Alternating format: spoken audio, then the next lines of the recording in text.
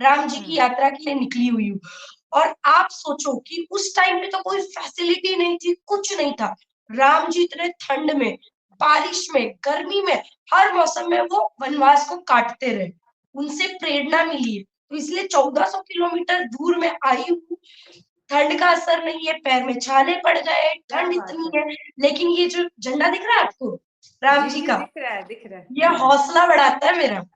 राम क्या नाम करते हुए मैं निकलती हूँ, उनको उतना ही प्यार सम्मान मिल रहा है। तो ये है सनातन धर्म की संस्कृति और प्यार। और किसी ने मुझे ये नहीं बोला भाई कि तू इतना हिंदू धर्म को ये कर रही है, इतना राम जी को मान रही है, तो तू कन्वर्ट हो जा या घर वापसी कर ले। नहीं, वो मुझे बहुत अच्छा ऐसे बात ही बताया। एक्सेप्ट कर रहे हैं। राम जी की धरती है, हम राम जी को भारत में नहीं पूजेंगे तो भाई इस्लामिक कंट्री में थोड़ी जाके पूछेंगे। जहां हम्म। बसता है दो देवियों का वास, वही हमारा देवास। मध्य प्रदेश में एक जगह है देवास, अच्छा। भाई वहां के लोग, क्या बोलूं, एकदम उम्दा। उनके लिए शब्द नहीं है, अच्छा। निशब्द हो चुकी हूं मैं। हाँ। इतना प्यार, इतना सम्मान। वहां से निकलने के लिए पुलिस का स्कॉट लगा था, वो भी इतनी सारी।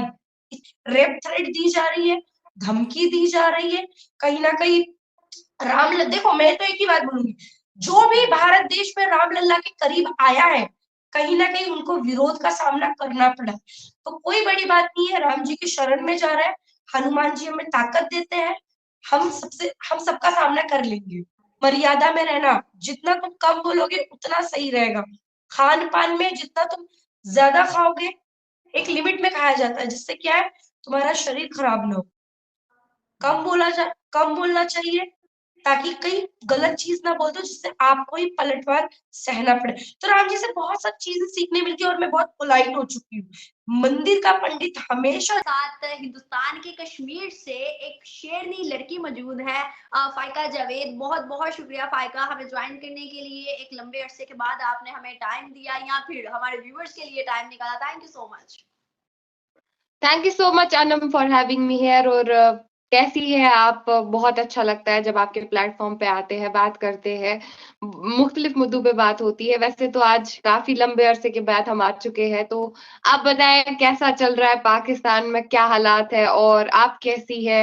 और आपके सभी, तो सबसे पहले तो मैं ऑडियंस को सलाम बोलना चाहूंगी। अस्सलाम वालेकुम, नमस्ते, आदाब, सत श्री अकाल, जितने भी लोग मुझे देख रहे हैं, जितने भी लोग अपना प्यार दिखा रहे हैं मेरे कंटेंट की ओर या फिर मुझे सपोर्ट कर रहे हैं, thank you so much, thank you so much कि आपने भी मुझे बुलाया। और आप बताएं कैसा चल रहा है सब कुछ? मैं बिल्कुल ठीक हूँ फाइका, और पाकिस्तान के हालात तो जैसे थे वैसे ही अभी तक हैं। कुछ खास सा तब्दीली नहीं आई क्योंकि इलेक्शंस नहीं हो पाए अभी तक, तो इतनी खास तब्दीली नहीं आई। लेकिन हमारे जो देखने वाले व्यूअर्स हैं वो सच में बहुत सपोर्ट करते हैं, जिसकी वजह से अभी तक हम यहाँ पे कायम हैं अपने मिशन को लेके। कोई इनोग्रेशन की जा रही है जिसमें बहुत ज्यादा लोगों ने शिरकत की है, ना सिर्फ नॉन मुस्लिम कंट्रीज की जाने से बल्कि मुस्लिम कंट्रीज के एम्बेसडर भी आ रहे हैं। और अगर हम राम मंदिर की बात करें तो राम मंदिर का एक बहुत बड़ा सिनेरियो जो कि पाकिस्तान से जुड़ चुका हुआ है, लेकिन उसके ऊपर हम देखें तो मुस्लिम ममालिक भरपूर शिरकत कर रहे हैं। तो राम मंदिर की जाने पर अगर आपकी नजर देखें तो आप क्या समझती हो, हिंदुस्तान के अंदर बहुत बहुत ह्यूज लेवल पर सेलिब्रेट किया जाएगा, उस पर आपकी क्या राय है?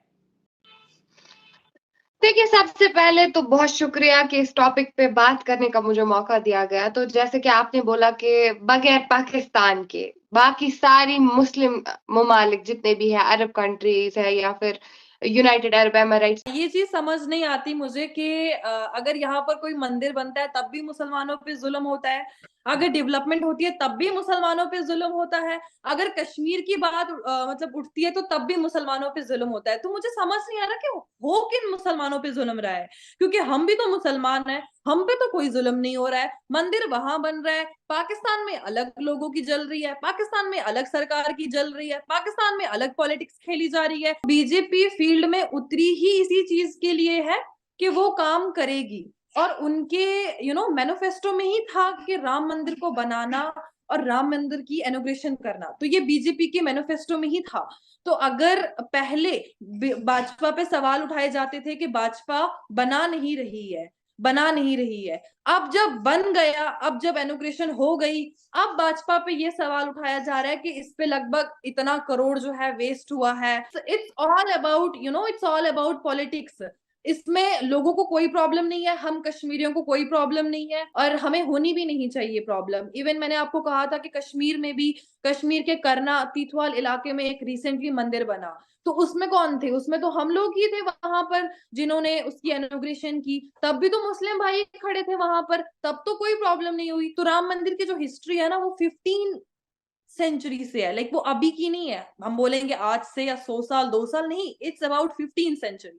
और राम मंदिर को जब बनाया जा रहा है या अभी उसको बनाया गया, आप मुझे देखो कि जितने भी बड़े फिल्म स्टार्स हैं वो सब जो है इसकी इनॉग्रेशन पे पहुंचे। लगभग सारी कंपनीज के सीईओज जो है, ऑलमोस्ट 67 या 87 कंपनीज के सीईओज जो है वो इस इनॉग्रेशन पे पहुंचे। और साथ ही यूपी के जो सीएम है उन्होंने ये बात भी साफ साफ कही कि अयोध्या का जो वो एयरपोर्ट है उसको अब इंटरनेशनली एयरपोर्ट बना दिया गया। और 22 जैन को, यानी कि जिस दिन इनॉग्रेशन थी उस दिन लगभग 100 से ज्यादा चॉपर्स, हेलीकॉप्टर्स जो है, प्राइवेट जेट्स जो हैं वो लैंड किए गए। और शोएब जो कि इतना अच्छा काम कर रहा है भाई, उसको काम करने दो। रिसेंटली देख रही थी, मैं स्क्रॉल कर रही थी कि किस तरीके से आपको प्रॉब्लम्स क्रिएट किए जा रहे हैं। मतलब आप एक तो यहाँ पर ओपनली बात कर रहे हो और आप फैक्ट्स पे बात कर रहे हो, रियलिटी में खरीद कर तो फ़ायदा लेने की कोशिश की और उसके बाद किस तरीके से वो फिर भी मज़ीद आगे बढ़ती गई। वैसे मुझे बड़ा अच्छा डिसीजन लगा जो उनके चेयरमैन थे ना उनका, कि जिस तरीके से लाइक उन्होंने किसी एक के हाथ में वो पावर नहीं देना चाहते थे कि मोनोपली एक इंसान क्रिएट कर ले।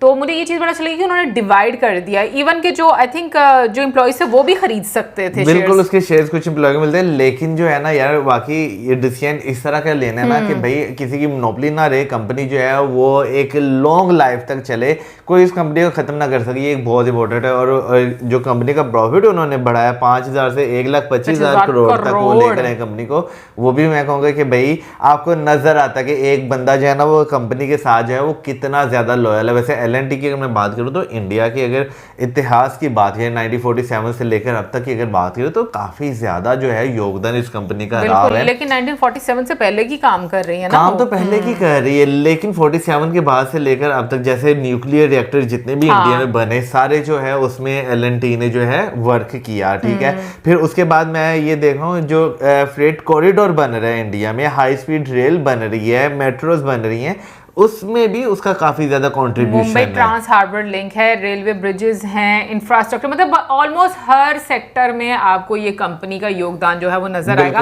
लेकिन इससे ये पता चल रहा है कि ये कंपनी कितनी ऑनेस्ट है। मौजा यार ऑनेस्ट के साथ साथ जो है ना कंपनी में जो काम करने वाले लोग होते हैं ना वो उसको जो है ना ऑनेस्ट बनाते हैं। जैसे अभी हम CEO की चेयरमैन की बात करें, उन्होंने जो डिसीजन लिया कि भाई सीमेंट की फैक्ट्री दे दो, सारे शेयर्स जो है वो ले लो। हो सकता है अगर वो शेयर्स ना लेते किसी और के हाथ शेयर जाते, किसी और बिजनेसमैन के हाथ, तो हो सकता है वो भी जो